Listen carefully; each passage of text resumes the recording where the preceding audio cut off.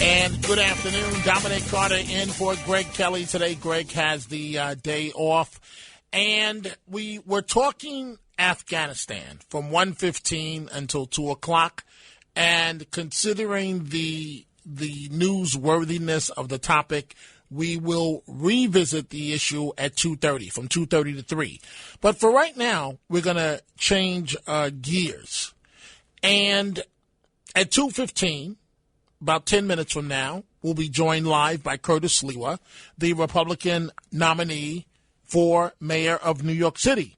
But right now, I want to focus on the fact that tomorrow, Tuesday, August 31st, is International Overdose Awareness Day. International Overdose Awareness Day. And given that the surge in fatal overdoses amid the pandemic, what do you do to try and help people? What do you do with people that are determined to use substances that could take their lives? It's a reality of life. And I've talked openly about the subject of drugs, and that's because, and I've said this many times, my own grandfather was a heroin addict. And growing up, I saw what heroin could do to the family, what heroin could do to the individual. And my grandfather did things to his own family that should never be done. And if you're a family dealing with addiction, you know what I'm talking about, where your loved one will actually steal from you and take items and sell them for pennies on a dollar to go buy drugs. But I'm proud of my grandfather because when my grandfather died, he kicked his addiction. And the point that I'm trying to make is that we all fall down in life. The question is, do you get back up? We all fall in life. Do you get back up? My guest right now is Al Ostapeck, and he is the assistant manager of harm reduction at Alliance for Positive Change, the Less Harm Reduction Center on the Lower East Side. And so, first of all, thank you for joining us. Thank you. And I want you to explain to me, what is your organization all about?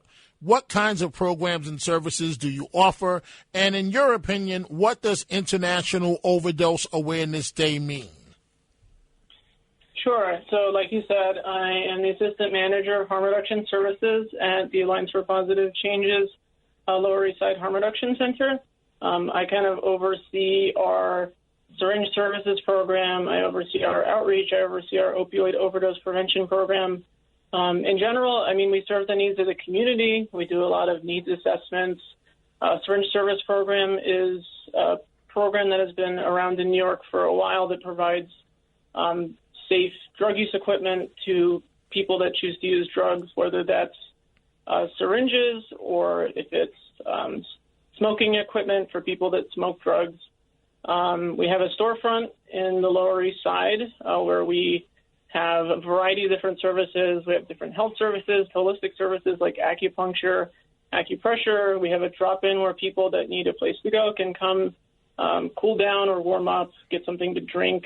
We have a variety of different groups, different support groups for people. We, have counseling services. We have mental health services, therapy. I mean, we have a lot of different stuff. I got it. So what do you say? Some of our listeners right now are saying to themselves that we should not be helping people, frankly, get high. What do you say to that criticism? I think that that's sometimes a common thought, and in reality, people will have always used a variety of substances and will always continue to use a variety of substances. Many people in the morning have to drink coffee in order to function at their job. That's not a bad thing. That's just the way it is. Right. And so helping people that will be using drugs do so in a way that is the least harmful for themselves and can help them actually feel happiness, safety, support by their community. I mean, that's essential. Sadly, after some progress, overdoses have are up again amid the pandemic, with overdose deaths at 21%, increasing to 21% in New York City. Talk about, if you will, the suspected reasons behind this trend. Sure. So, I mean, a big one during COVID was just so many people had to stay in, the isolation that causes, some people will be in a position where they do start using again to cope with the, constant anxiety of what COVID was and still is. People who aren't used to that, that's a huge overdose risk, especially when you're using by yourself. If you're by yourself, no one is able to give you something like naloxone to reverse that. And on top of that, the continued and just more and more the presence of fentanyl in various parts of the drug supply, not knowing that it's there causes a massive risk, especially for someone that's coming back to using if they were not using for a while, because it is such a potent opioid. Not knowing what's in those drugs and having an effective way to find out presents a massive risk, and certainly that was seen during COVID last year. Well, we all know, in my opinion, what Narcan is. But, okay, here's what I know. It saves lives. You mentioned fentanyl and so on. We saw the video of that police officer that was just securing it, and literally the vapors passed out, had seizures, and could have died. And his partner gave him Narcan right away. We know the police, Connecticut, New York, New Jersey, everywhere use Narcan. They carry it now. Why is it so important for New Yorkers to be trained in how to use Narcan? I think it's just another tool to keep people in your community safe. It is not a complicated process. I think, we train many younger people to use this. It does save lives. I mean, it's one of the most important ways you can. It's just like how I think, in my opinion, everyone should know CPR and other basic resuscitative measures. There are people in your communities that could experience an opioid overdose, and having the tools to save their lives is crucial. So tomorrow, and I close this way. Tomorrow is Overdose Awareness Day, International Overdose Awareness Day. Why is the day particularly important this year?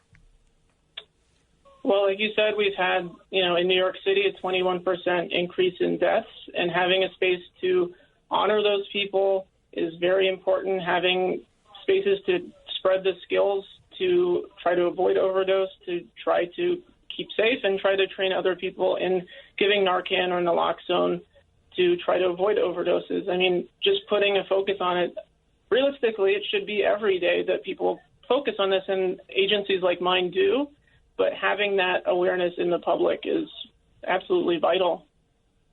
We are talking to Al Ostapeck, who is the Assistant Manager of Harm Reduction at Alliance for Positive Change, the Less Harm Reduction Center on the Lower East Side.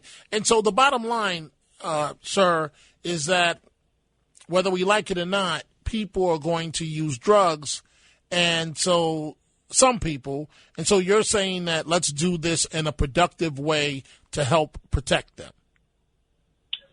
Yes, people will always be using a variety of different drugs, and there should be supports in place to keep them as healthy and safe as possible.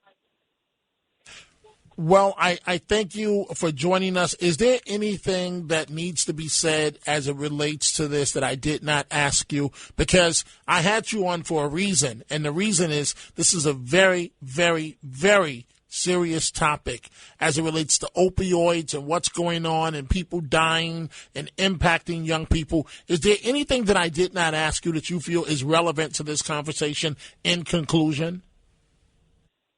No, but I just want to encourage everyone to try to reach out to an agency that trains in Narcan, get Narcan trained, carry it with you, and check on people in your community. You never know what people are going through, and it's always good to check.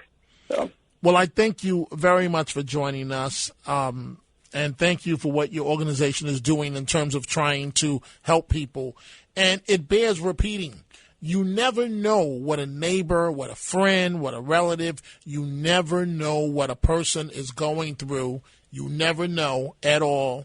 And so always try and help and be there for people as we're dealing with this opioid situation. And again, in New York City alone, overdose deaths are up by 21%.